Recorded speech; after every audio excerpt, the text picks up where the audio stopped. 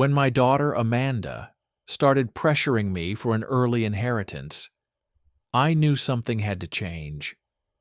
She threatened to cut me off from my beloved grandchildren if I didn't comply with her demands, using my love for them as a weapon against me. But I refused to give in to her manipulation.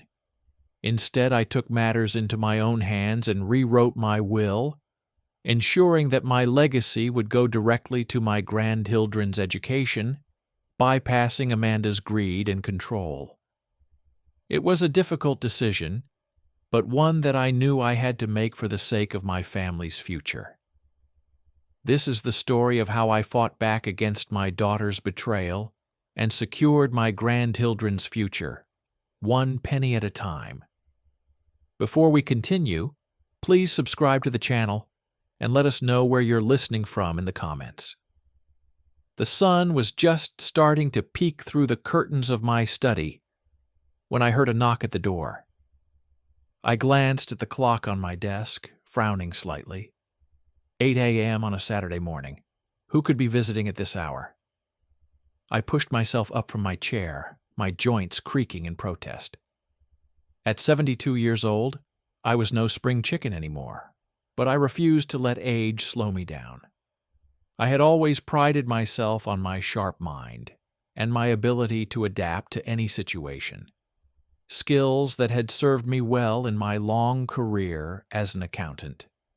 I made my way to the front door, my slippers shuffling softly against the hardwood floors.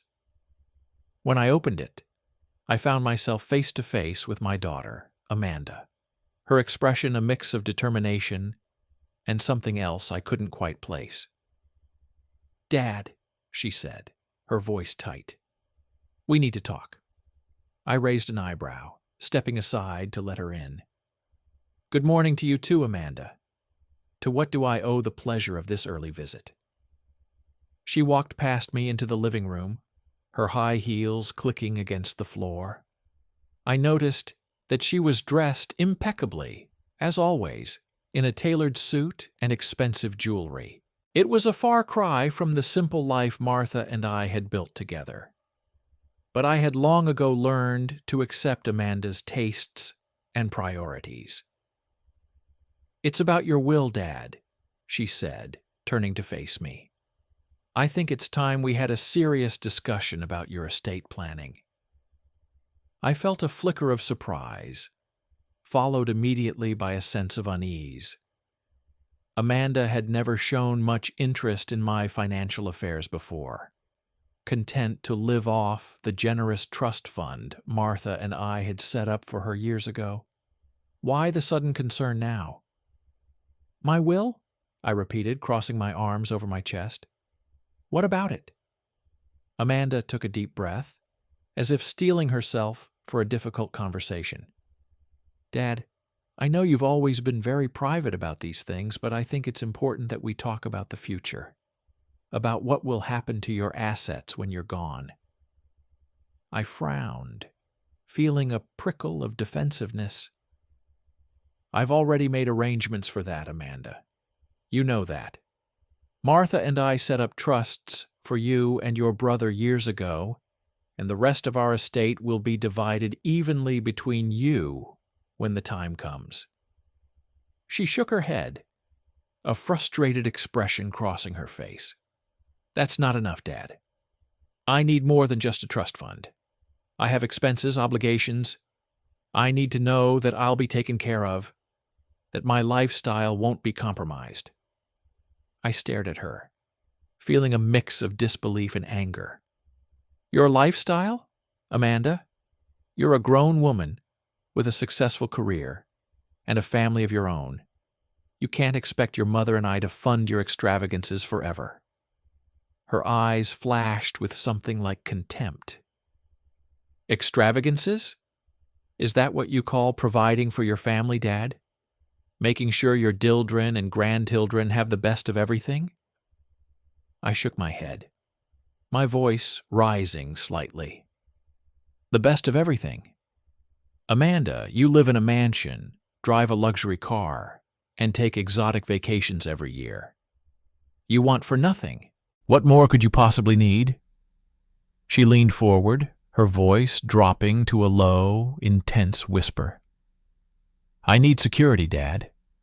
I need to know that no matter what happens, I'll always have access to the resources I need to maintain my family's status and reputation. And that means having control over your assets, not just relying on some trust fund doled out by a lawyer." I felt a chill run down my spine at the implication of her words. "Control? Amanda, what exactly are you suggesting here?" She sat back, her expression turning cold and calculating. "I'm suggesting that it's time for you to update your will, Dad, to name me as the primary beneficiary and executor of your estate. That way, I can ensure that your assets are distributed fairly and appropriately, without any outside interference."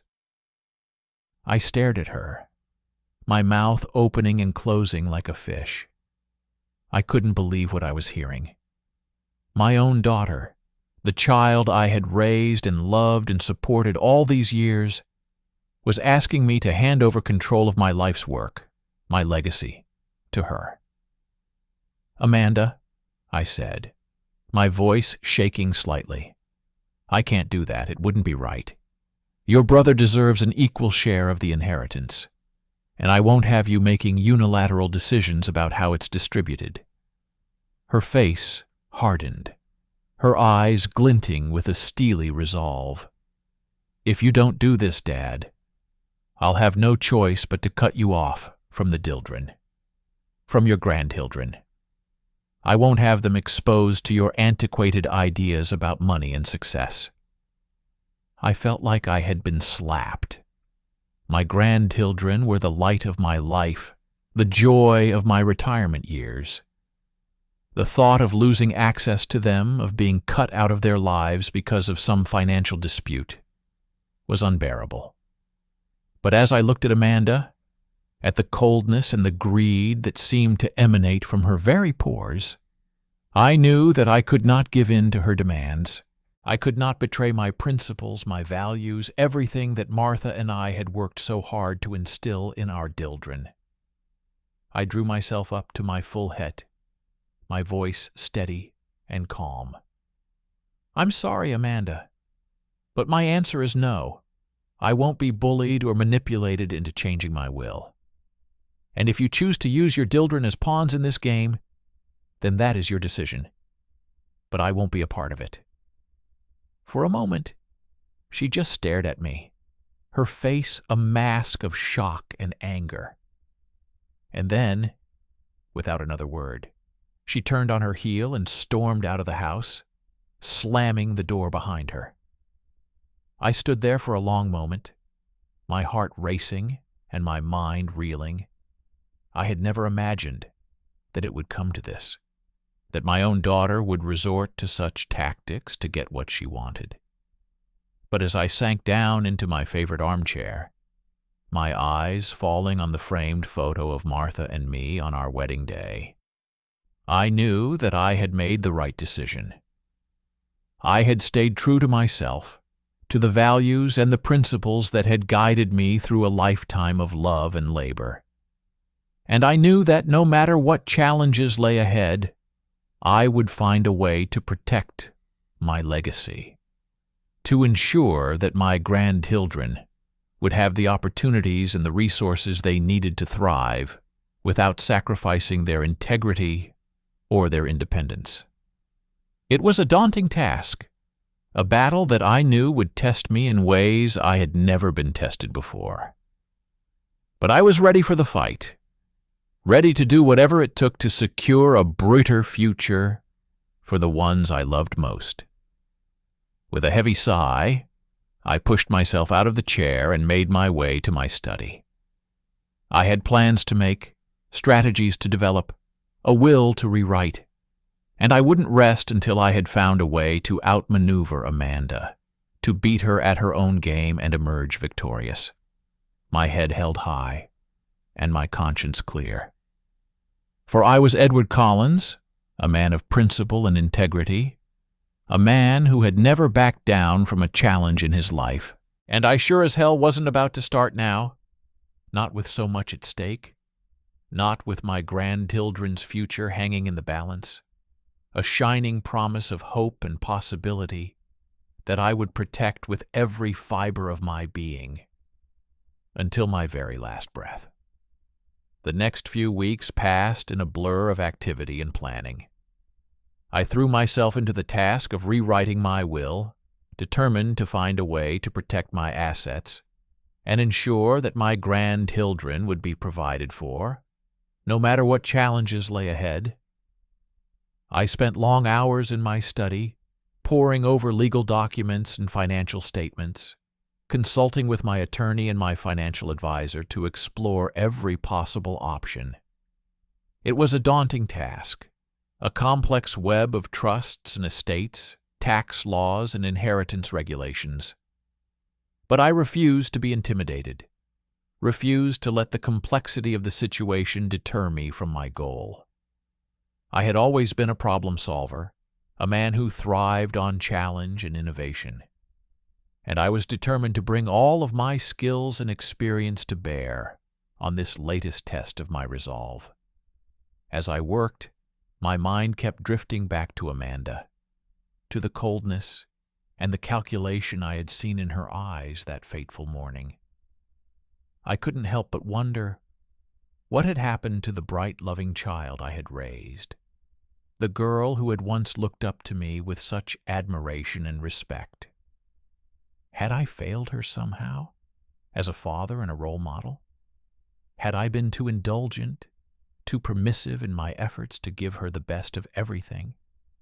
Or had the poison of greed and entitlement simply taken root in her soul, corrupting her from the inside out? I didn't know the answer, and a part of me wasn't sure I wanted to. All I knew was that I had to find a way to protect what mattered most, to safeguard the legacy that Martha and I had built together, the values and the principles that had always been the bedrock of our family.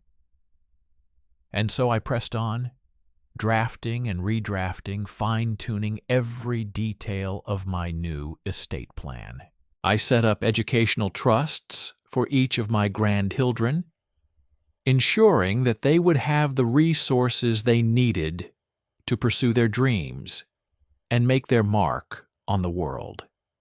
I established charitable foundations in Martha's name, dedicated to supporting the causes and the communities that had always been close to our hearts. And I made provisions for my own care and comfort in my later years, determined to maintain my independence and my dignity, no matter what challenges I might face. It was a monumental undertaking, a task that required all of my focus and dedication. But as the days turned into weeks and the pieces began to fall into place, I felt a sense of peace and purpose that I hadn't known in years. I was taking control of my own destiny, shaping the future that I wanted for myself and my loved ones. And no matter what obstacles or opposition I might face along the way, I knew that I had the strength and the determination to see it through to the end. But even as I made progress on my estate planning, I couldn't escape the nagging sense of unease that had taken root in my gut, the feeling that Amanda would not take this lying down. She had always been a formidable opponent, a woman who was used to getting her way through manipulation and intimidation. And so, when the phone rang one evening, just as I was settling in for a quiet night of reading and reflection, I knew instinctively that it was her, that the battle I had been preparing for was about to begin in earnest. I took a deep breath, steeling myself for the confrontation to come, and then I picked up the receiver, my voice steady and calm. "Hello, Amanda." There was a pause on the other end of the line, a moment of tense silence, and then her voice, cold and clipped. "Dad, I hear you've been making some changes to your estate plan." I sighed. rubbing my forehead with my free hand. I should have known that she would have eyes and ears everywhere, that she would be monitoring my every move. Yes, Amanda, I have. And before you ask, no, I'm not going to change my mind. My decision is final. I could practically hear her teeth grinding through the phone, the fury and frustration radiating off of her in waves. I don't think you understand the gravity of the situation, Dad. If you go through with this, if you cut me out of your will, there will be consequences. Severe consequences. I felt a flicker of anger, a hot spark of defiance. Are you threatening me, Amanda? Your own father? She let out a harsh laugh, the sound devoid of any warmth or humor. I'm not threatening you, Dad. I'm simply stating a fact. If you don't give me what I want, what I deserve, I will make your life a living hell. I will turn your precious grandchildren against you, poison their minds with lies and manipulation, until they want nothing to do with you. I felt my heart clench at the thought, a deep and visceral pain that threatened to steal my breath. But I forced myself to stay calm, to keep my voice steady and even. Amanda, listen to me carefully. I will not be bullied or blackmailed into betraying my principles, my values. And if you think that you can use my love for my grandchildren as a weapon against me, then you don't know me at all. I took a deep breath, gathering my courage and my resolve. I have made provisions in my new will for the Dildren's future, for their education and their well-being. But I will not hand over control of my assets to you or to anyone else.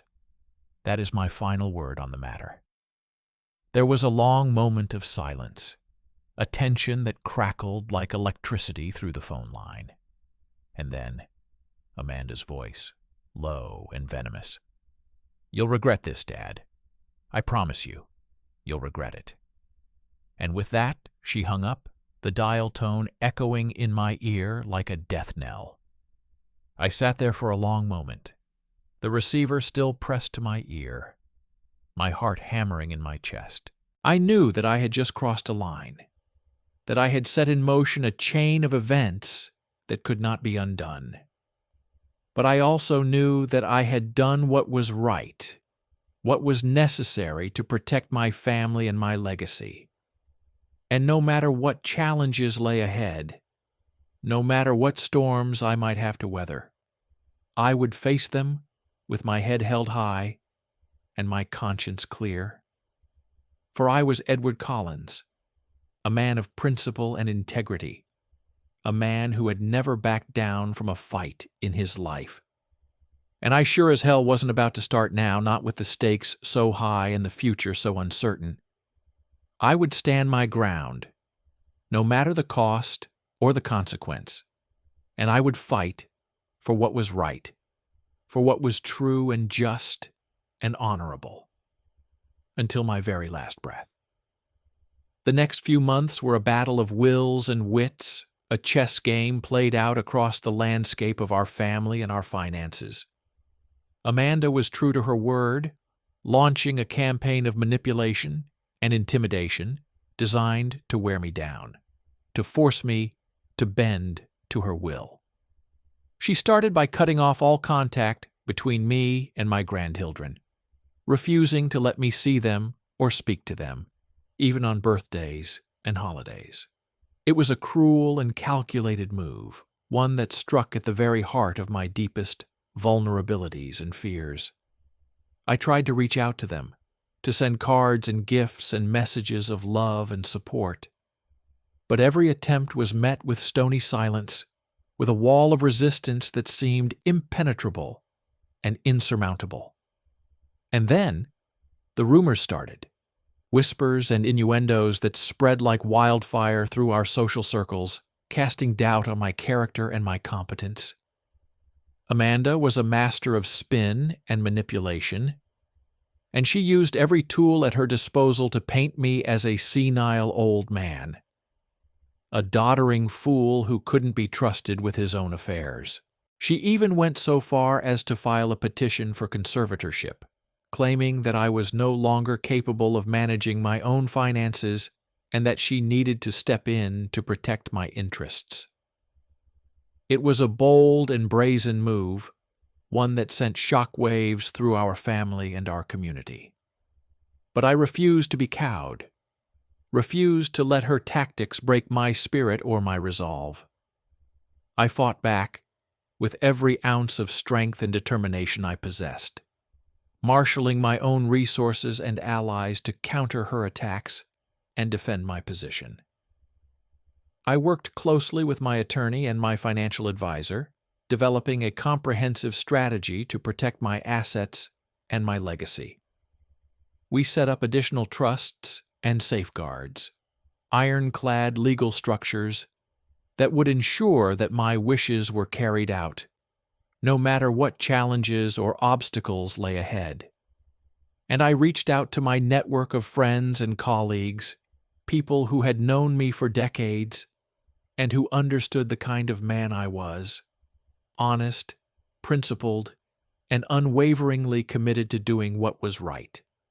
They rallied around me, offering their support and their testimony, standing up to Amanda's lies and innuendos with the truth of their own experiences and observations. It was a long and grueling battle, one that tested me in ways I had never been tested before. There were moments when I wanted to give up, when the pain of losing my grandchildren and the strain of constant conflict seemed too much to bear. But every time I felt my resolve wavering, every time I felt the darkness closing in, I would think of Martha, of the love and the strength that she had always given me. I would remember the promises we had made to each other, the dreams we had shared for our family and our future, and I would find the courage to keep going, to keep fighting for what I believed in, no matter the cost or the consequence. And slowly but surely, the tide began to turn in my favor. The conservatorship petition was denied, the judge finding no evidence of mental incapacity or financial mismanagement on my part. Amanda's lies and manipulations began to unravel, exposed for the self-serving fabrications they were. And then, one day, a miracle happened. My granddaughter, Emily, showed up on my doorstep, her eyes red-rimmed and her voice trembling with emotion. She had run away from home, she told me, unable to bear the thought of being used as a pawn in her mother's games any longer. "Grandpa," she said, throwing her arms around me and burying her face in my chest. "I'm so sorry. I'm so sorry for everything." I held her close, my own tears mingling with hers, my heart swelling with a love and a gratitude that I had never known before. "It's okay, sweetheart," I murmured, stroking her hair gently. "It's not your fault. None of this is your fault." And in that moment, I knew that I had won, that all the pain and the sacrifice had been worth it in the end, because I had my granddaughter back, the light of my life, and the joy of my heart. And I knew that, no matter what challenges lay ahead, we would face them together, united by the unbreakable bonds of family and love. The news of Emily's defection spread quickly, sending shockwaves through our family and our community. Amanda was furious, of course, lashing out with renewed venom and vitriol. But her power was broken, her hold over the Dildren, and the narrative shattered beyond repair. One by one, my other grandchildren reached out to me, seeking the truth and the love that had been denied them for so long. And I welcomed them with open arms, with a heart full of forgiveness and understanding, knowing that they had been victims in this cruel and senseless war just as much as I had. And as the weeks turned into months and the wounds began to heal all, I found myself marveling at the incredible resilience and strength of the human spirit, at the power of love to conquer even the darkest and most insidious of foes. I knew that there would still be challenges ahead, that the scars of this ordeal would never fully fade, but I also knew that I had emerged from the fire, stronger and wiser, more certain than ever of what truly mattered in this life. And so, as I sat in my study one evening, surrounded by the evidence of a lifetime of love and achievement, I felt a sense of peace and contentment wash over me, a deep and abiding gratitude for the incredible journey that had been my life. I picked up a pen and began to write, pouring my heart and my soul onto the page, crafting a letter that I hoped would be a testament to the values and the principles that had always guided me, a beacon of hope and inspiration for the generations to come. My dearest family, I began, my hand steady and sure. If you are reading this, then I am gone, passed on to whatever lies beyond this mortal coil. But before I go, I want to leave you with some final words of wisdom, some truths that I have learned over the course of a long and eventful life. I wrote of love and loyalty, of integrity and honor, of the importance of standing up for what you believe in, no matter the cost or the consequence. I wrote of the power of forgiveness and understanding, of the incredible resilience and strength of the human spirit. And I wrote of the legacy that I hope to leave behind, not just in the form of material wealth and assets, but in the values and the principles that had always been the bedrock of our family, the shining North Star that had guided us through even the darkest of times. Remember, my beloved Dildren and Grandhildren, I concluded, my eyes misting with tears of love and pride. You are the future, the hope, and the promise of all that is to come. And no matter what challenges or obstacles you may face in the years ahead, know that I will always be with you, watching over you and guiding you with all the love and wisdom that I possess. For you are my legacy, my greatest achievement, and my deepest joy. And I will love you always, until the very end of time. With a final flourish, I signed my name at the bottom of the page, the ink still glistening in the lamplight.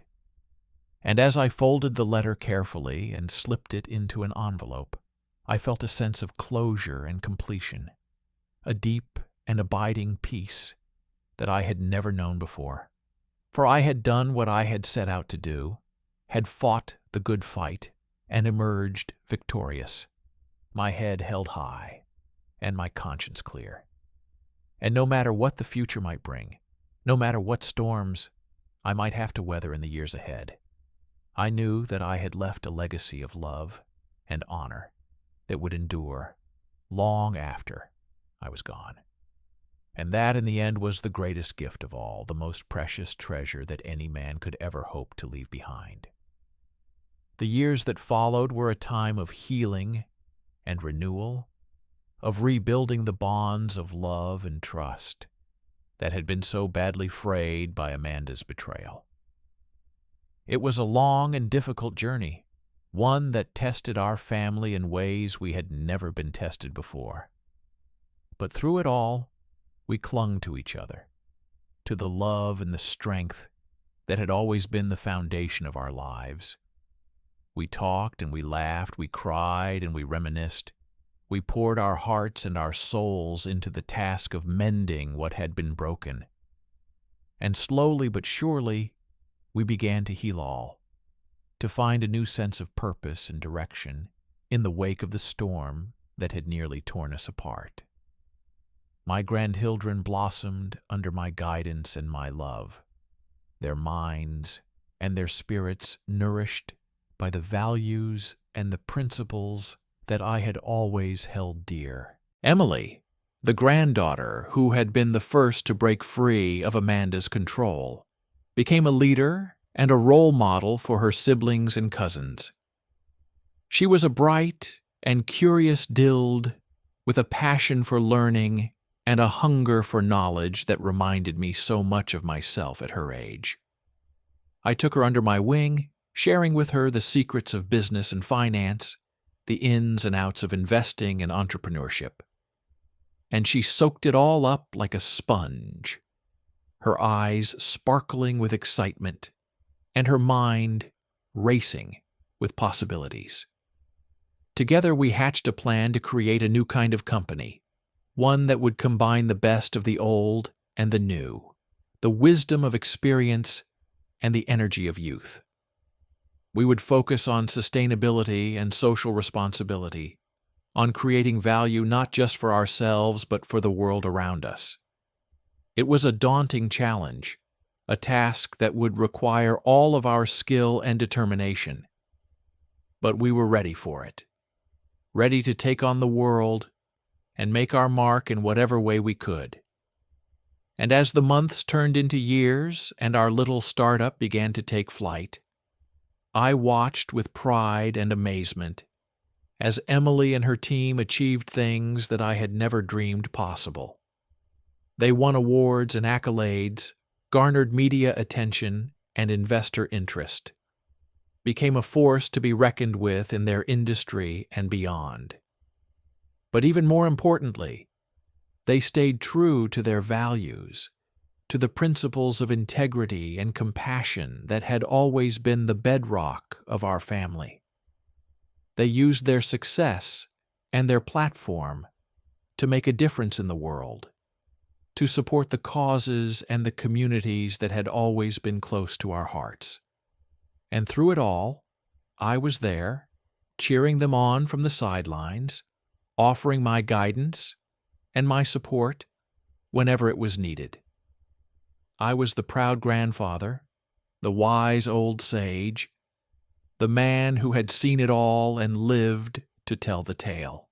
But even as I reveled in their success and their accomplishments, I knew that my own journey was far from over.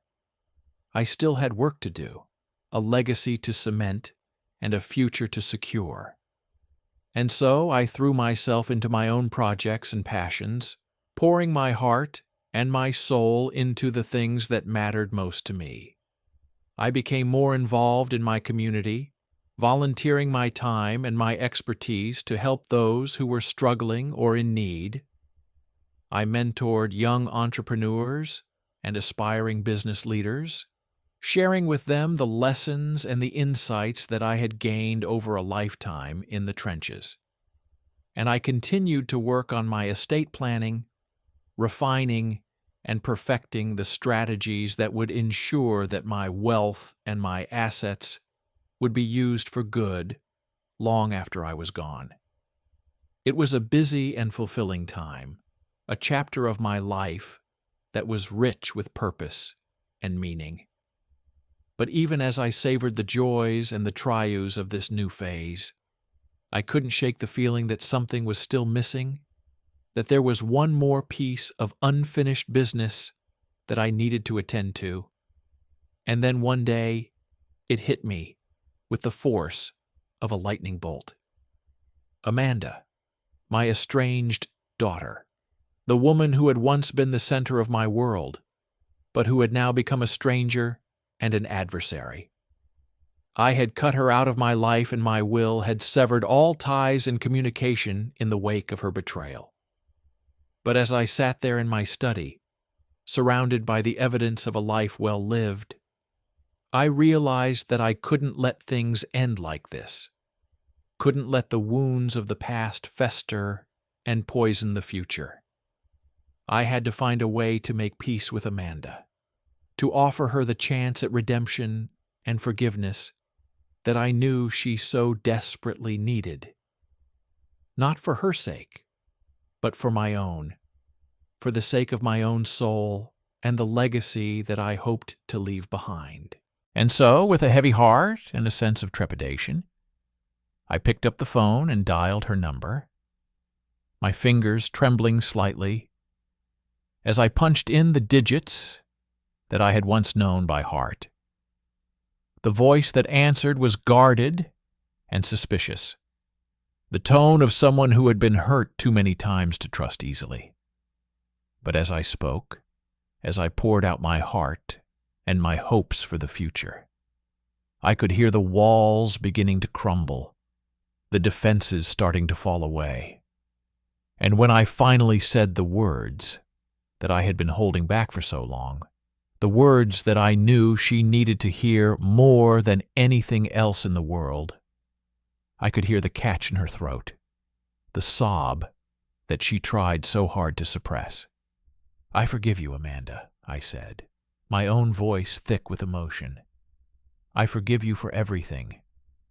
And I want you to know that no matter what has happened between us, you will always be my daughter, always be a part of this family." There was a long moment of silence, a tension that crackled like electricity through the phone line, and then finally a whisper, a broken and tearful plea. "Oh, Dad, I'm so sorry for everything."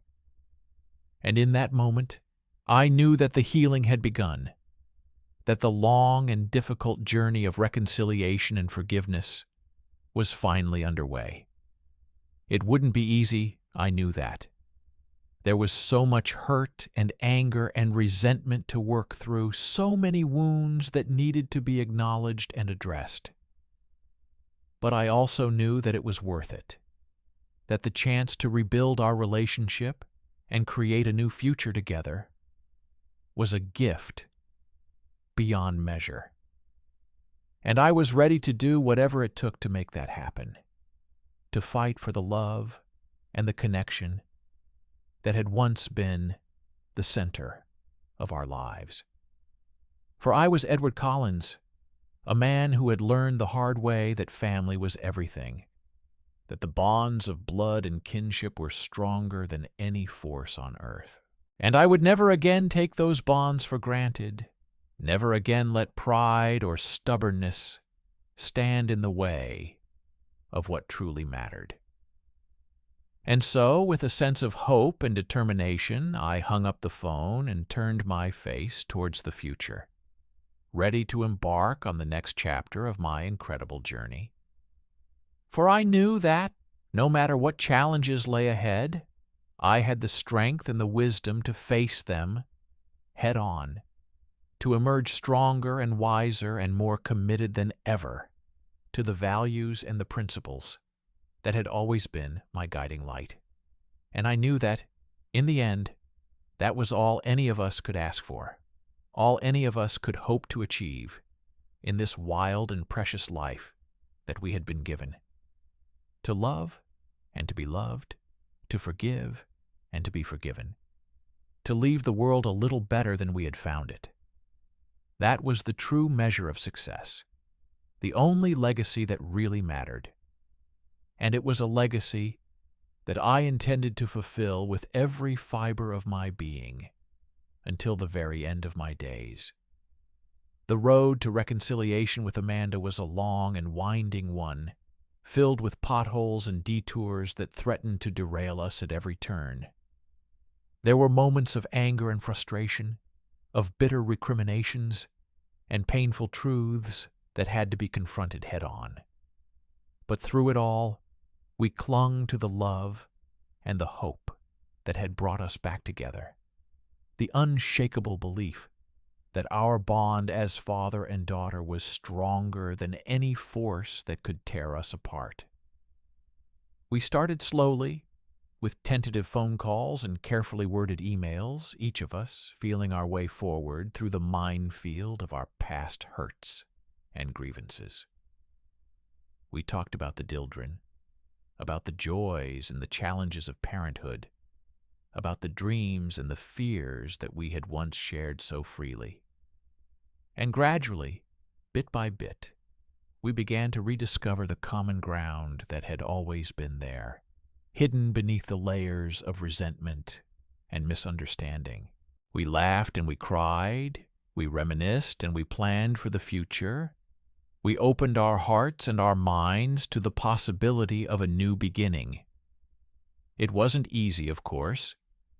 There were times when the old wounds would reopen, when the anger and the pain would come rushing back like a tidal wave, threatening to sweep us away. But we weathered those storms together, holding fast to the love and the commitment that had brought us this far.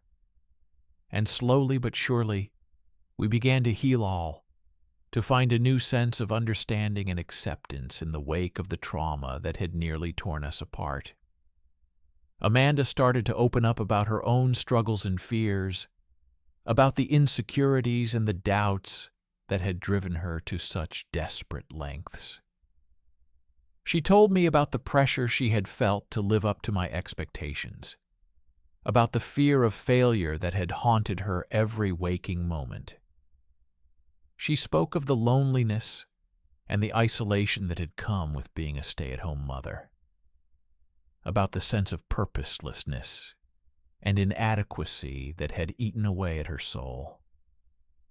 And as I listened, as I heard the pain and the vulnerability in her voice, I began to see her in a new light, not as a villain or a monster, but as a flawed and fragile human being just like the rest of us.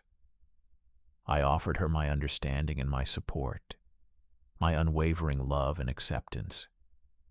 And together we began to work through the issues that had divided us for so long, to find new ways of communicating and connecting that honored both of our needs and boundaries. It was a process of give and take, of trial and error, and hard-won compromise. But through it all, we held fast to the belief that our relationship was worth fighting for, that the love and the history we shared was too precious to let go. And as the weeks turned into months, and the months into years, I watched with pride and amazement as Amanda blossomed and grew, as she found new purpose and passion in her life. She went back to school, pursuing a degree in social work that had always been her secret dream. She volunteered at a local women's shelter, using her own experiences and insights to help other mothers who were struggling to find their way.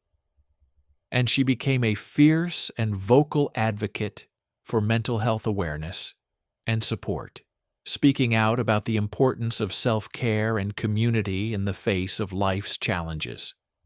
Through it all, I was there, cheering her on from the sidelines, offering my guidance and my support whenever she needed it. And as I watched her thrive and flourish, as I saw the light and the joy returning to her eyes, I knew that all the pain and the heartache had been worth it in the end. Because this was what it was all about in the end. Not the money or the status or the trappings of success, but the love and the connection that we shared with the people who mattered most. The bonds of family and friendship that sustained us through the darkest of times and lifted us up to the brightest of heights. And as I looked around at the incredible family that I had helped to create, at my brilliant and compassionate grandchildren, at my strong and resilient daughter, at the legacy of love and honor that we had built together, I felt a sense of peace and contentment that I had never known before, because I knew that I had done what I had set out to do, that I had lived a life of purpose and meaning, a life that had made a difference in the world and in the hearts of those I held most dear. And I knew that no matter what the future might bring, I would always have this moment, this perfect, shining example of what it meant to be alive, to be human, to be part of something greater than myself. For I was Edward Collins, a father, a grandfather, a man who had learned to love and to forgive, to fight for what mattered, and to let go of what didn't. And as long as I had breath in my body and fire in my soul, I would continue to live by those principles, to pass them on to the generations that would come after me. Because that was my legacy, my gift to the world. And it was a gift that I would cherish and protect with every fiber of my being until the very end of my days. It's been 5 years since I took that first tentative step towards reconciliation with Amanda. 5 years since I made the decision to forgive and to heal all, to choose love over anger and hope over despair.